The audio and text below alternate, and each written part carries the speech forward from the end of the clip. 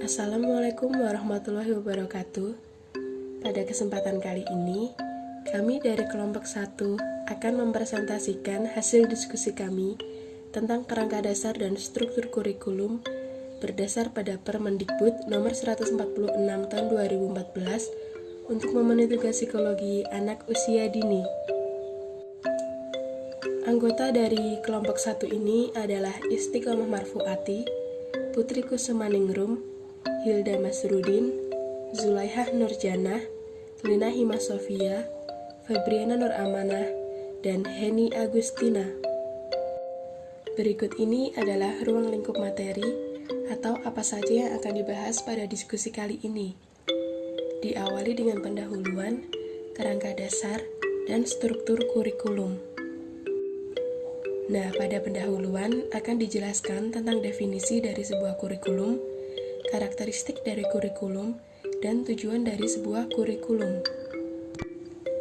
Kemudian pada kerangka dasar akan dibahas tentang landasan filosofis, landasan sosiologis, landasan teoritis, landasan psikologis, dan landasan yuridis. Dan untuk pembahasan yang terakhir adalah tentang struktur kurikulum, akan dibahas mengenai pengertian, kompetensi diri, kompetensi dasar, muatan pembelajaran, serta beban belajar.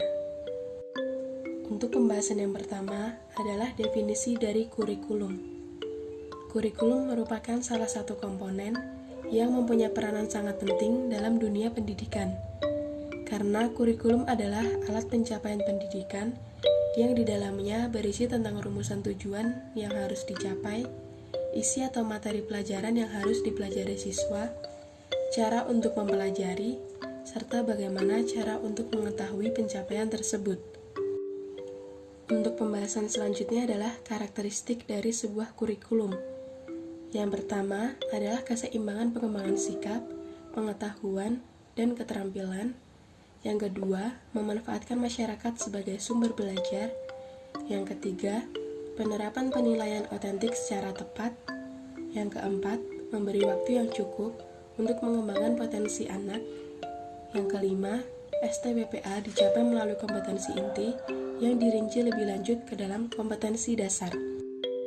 Tujuan kurikulum adalah untuk mendorong perkembangan peserta didik sehingga mempunyai kesiapan untuk menempuh jenjang pendidikan selanjutnya, baik dalam hal sikap spiritual, sikap sosial, pengetahuan, dan keterampilan. Kerangka dasar dari kurikulum yang pertama ada landasan filosofis, yang kedua landasan sosiologis, yang ketiga landasan psikologis, yang keempat landasan teoritis, dan yang kelima landasan yuridis. Landasan filosofis.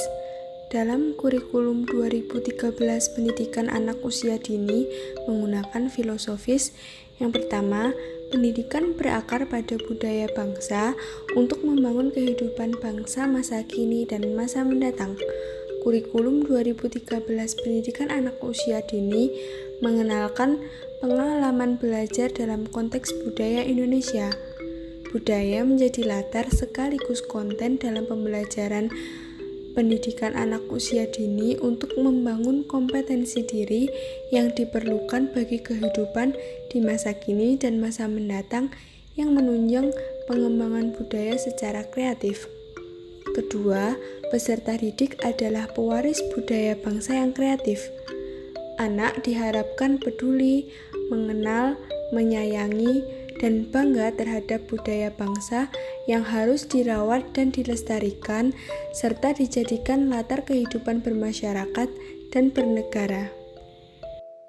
Ketiga, peserta didik adalah pembelajar yang aktif dan memiliki talenta untuk belajar mengenai berbagai hal yang ada di sekitarnya. Kurikulum 2013 pendidikan anak usia dini memfasilitasi anak membangun pengalaman melalui proses belajar aktif sesuai dengan minat anak. Anak didukung untuk memiliki banyak pengetahuan tentang diri dan lingkungan, serta menguasai berbagai keterampilan yang diperlukan untuk pengembangan dirinya di masa depan. Keempat, proses pendidikan memerlukan keteladanan.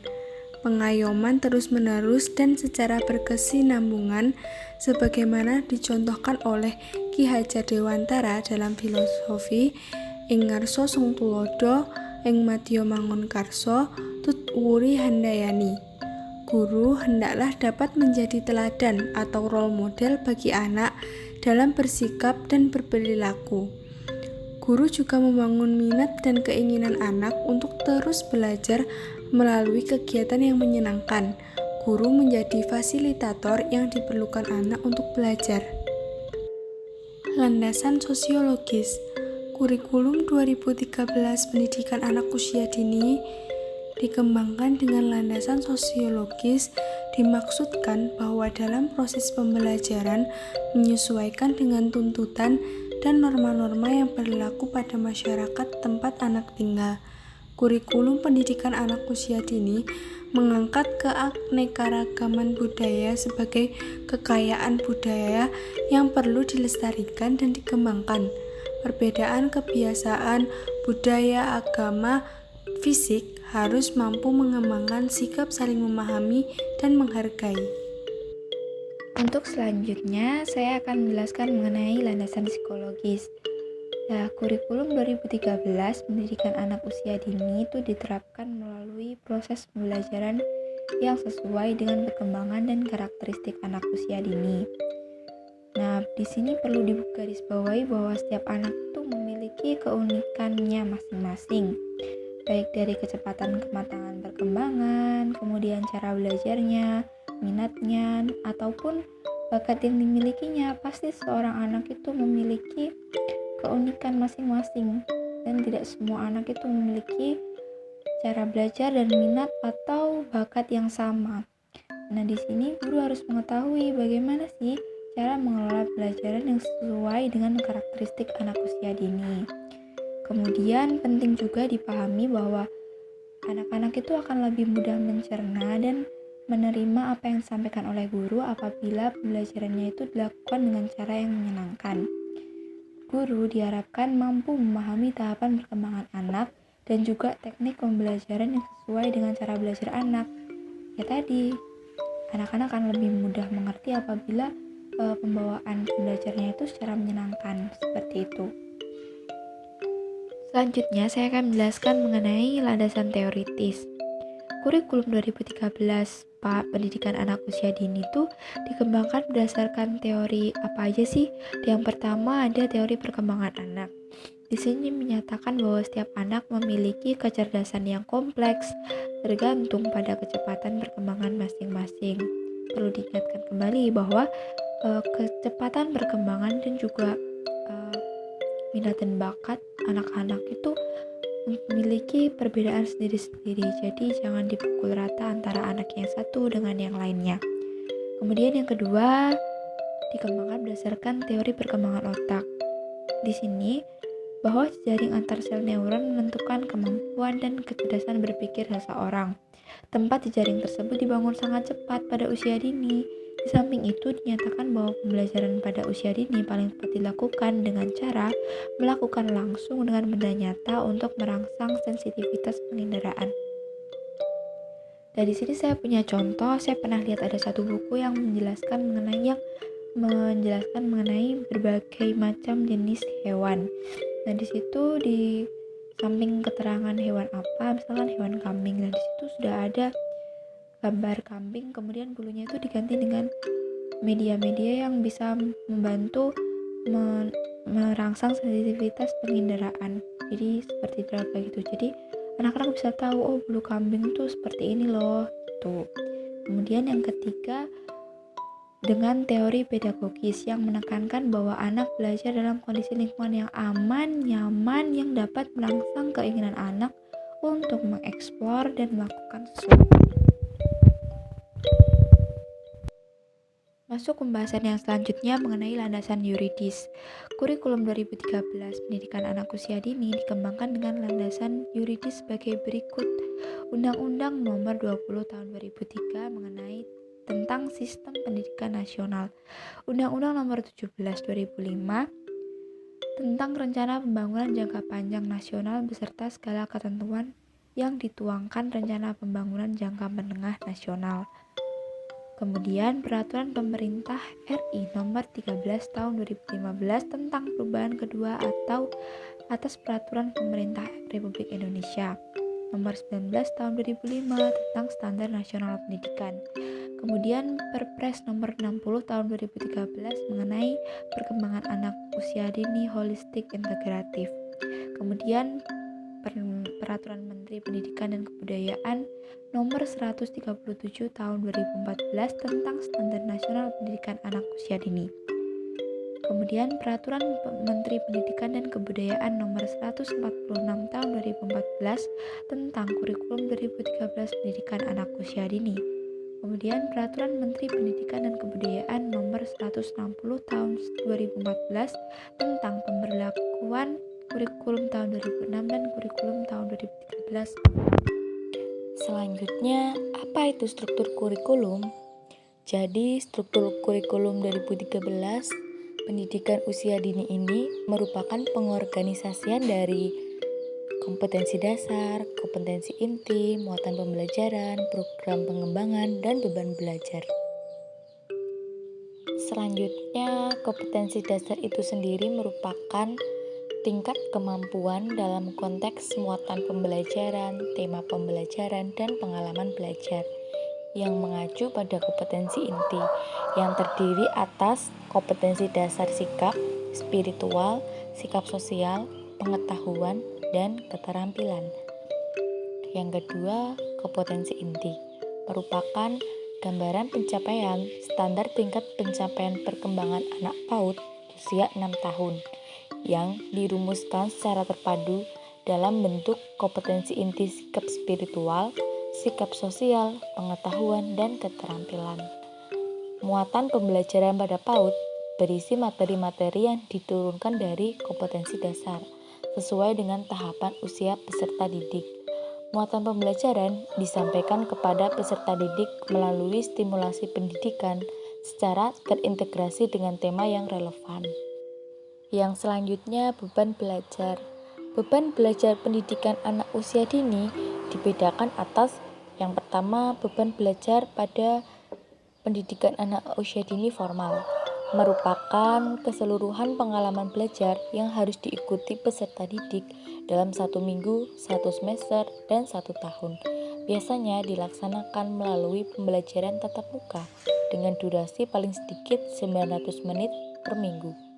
Yang kedua, beban belajar pada pendidikan anak usia dini non-formal dapat mengikuti beban belajar PAUD formal atau disesuaikan dengan konteks dan kebutuhan lingkungan belajar.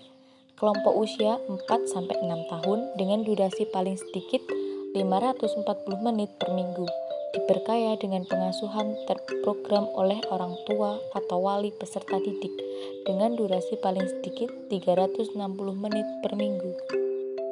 Yang selanjutnya yaitu ada struktur kurikulum PAUD yang memuat program-program pengembangan. Di antaranya, yang pertama ada nilai agama dan moral.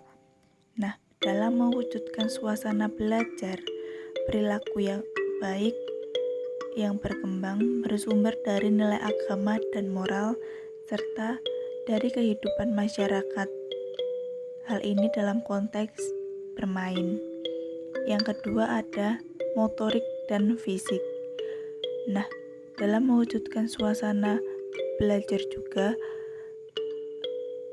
berkembangnya fisik dan motorik ini dapat dilihat dari kematangan kinestetik dalam konteks bermain. Yang ketiga ada kognitif. Dalam mewujudkan suasana belajar, berkembangnya kognitif ini dapat dilihat dari kematangan proses berpikir dalam konteks bermain. Kemudian yang keempat ada bahasa. Nah, dalam mewujudkan suasana bermain, berkembangnya bahasa ini dapat dilihat dari kematangan dalam menggunakan bahasa atau kematangan berbahasa. Hal ini dalam konteks bermain. Yang kelima ada sosial dan emosi. Dalam mewujudkan suasana belajar, berkembangnya sosial dan emosi ini dapat dilihat dari kepekaan, sikap, dan keterampilan sosial, serta kematangan emosi dalam konteks bermain. Kemudian, yang keenam atau yang terakhir, yakni seni. Dalam mewujudkan suasana belajar, berkembangnya seni ini dapat dilihat ketika anak mengeksplorasi, mengekspresi, dan mengapresiasi seni dalam konteks bermain. Mungkin itu saja yang dapat kelompok kami sampaikan. Jika ada kesalahan dan kekurangan, kami mohon maaf. Wassalamualaikum warahmatullahi wabarakatuh.